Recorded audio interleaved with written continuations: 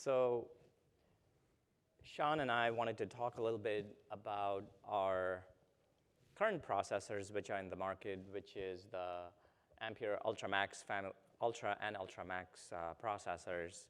But I wanted to tie that back into OCP and how we leverage some of the ideas from OCP to create a server that is really compelling from a performance perspective, from a density perspective, from a sustainability perspective, and then tying that up with our processor family, which is the Ultra family of processors.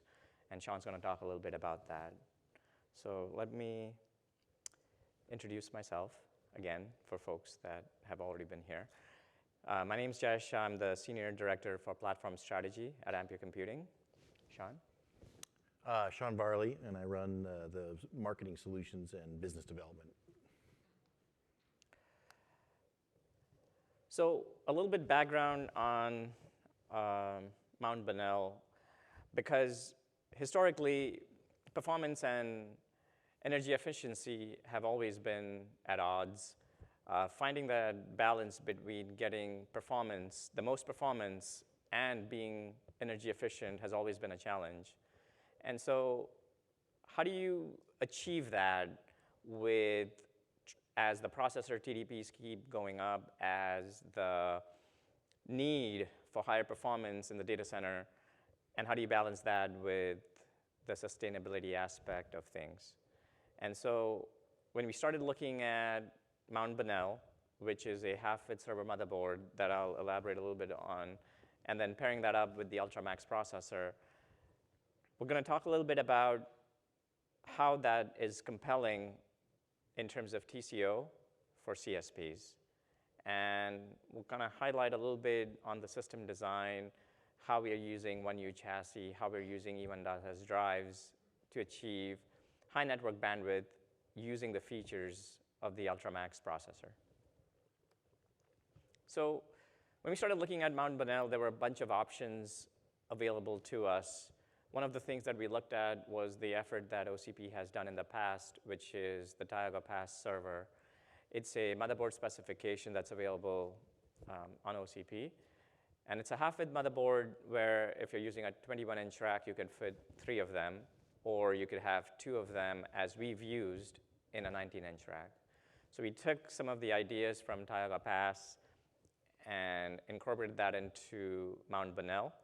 And then we paired that up with a OCP 3.0 networking NIC so that we could actually have 3 networking cards in a single server, in a single sled, and we connected a whole bunch of E1.S drives to it. So it's a hot pluggable sled. It has PCIe on the left side, and there are MCIO connectors, so you can cable them to E1.S drives or U.2 drives.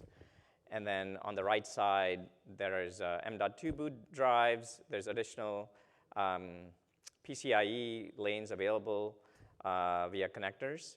And then there's also 2 risers. And the 2 risers enable additional networking by 16 low-profile cards along with the OCP 3.0 NIC.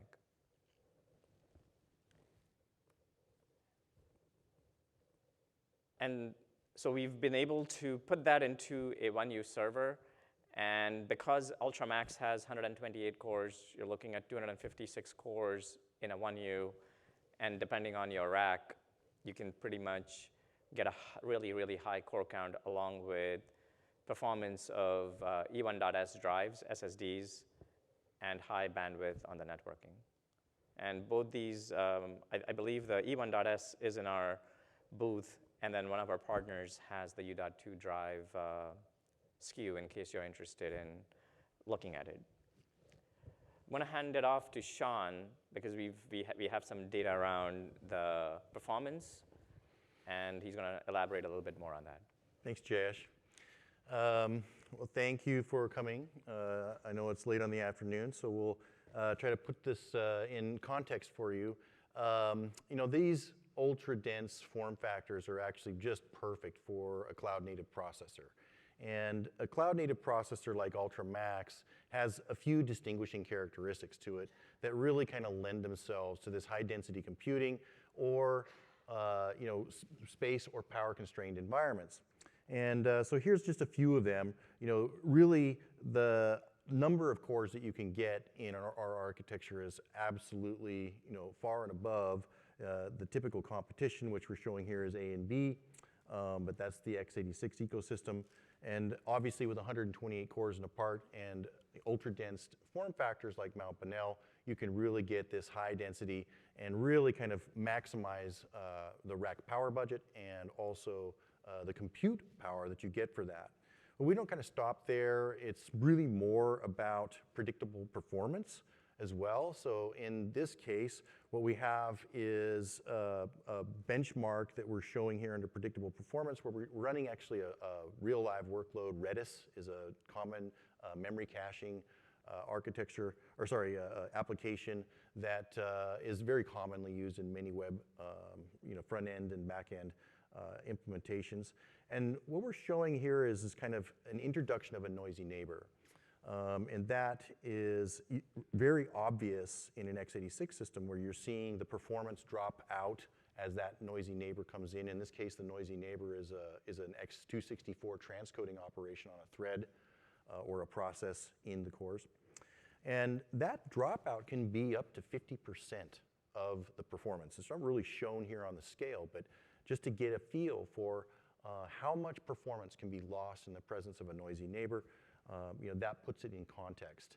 And so as you can see, the Ultra Max processor really stays right there rock solid at that higher performance level.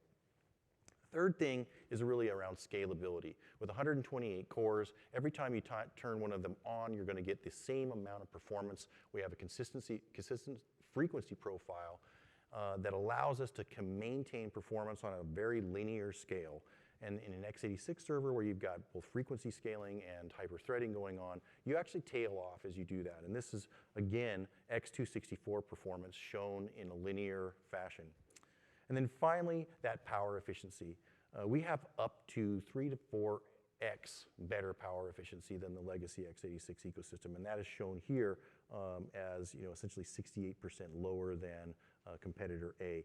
So these are just a few of the cloud-native characteristics that you get out of a processor built by Ampere.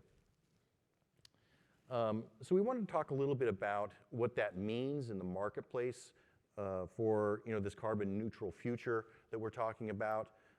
Essentially, what we've done here is an analysis, an internal analysis. Is it blinking out for you guys too? Yeah.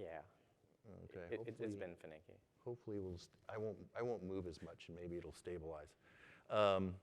So, in 2025, just a few years out, the actual performance needed to kind of maintain the growth curve of all of the internet traffic profiles as well as compute needs for cloud, you can see that you'll need, of course, a lot more compute power. And actually by 2030, projections are anywhere from 2 to 4x more. And if you took the legacy approach, the approach that's really kind of built by the x86 ecosystem today, you would have to double the power in order to be able to satisfy that compute need, and you'd have to increase the data center space by 60%. Whereas if you took and actually filled in all of that new growth, that new performance needed in the cloud, you could actually reduce the power used using a cloud-native processor such as Ultra Max by 20% and actually reduce the number of the amount of data center space that you would need by 30%.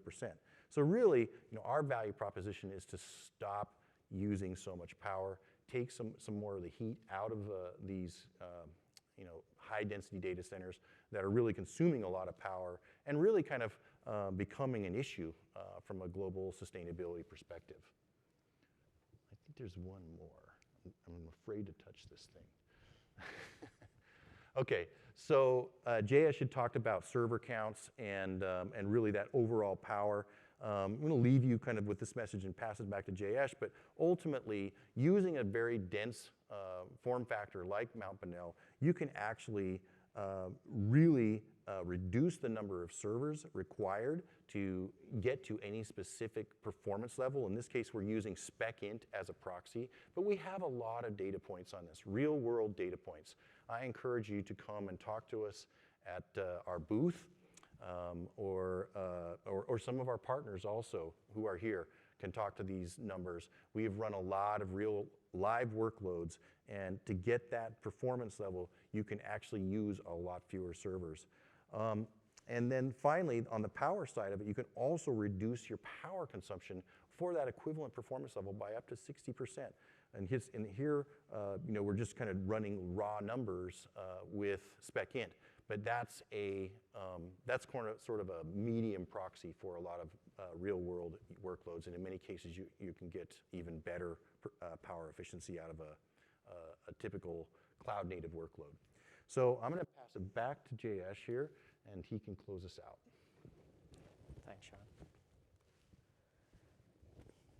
So I just want to wrap it up by saying the numbers that you saw, we used Mount Bonnell as a proxy, but leveraging the work that OCP has done around the board and also the networking aspect has allowed us to increase the density. Pairing that up with the Altra family of processors, we can drive down the power need while maintaining the performance that's needed. And we did do some innovation around heatsink design, chassis design, and venting to make sure that we could meet the thermal needs and still be able to get the highest performance out of the processor.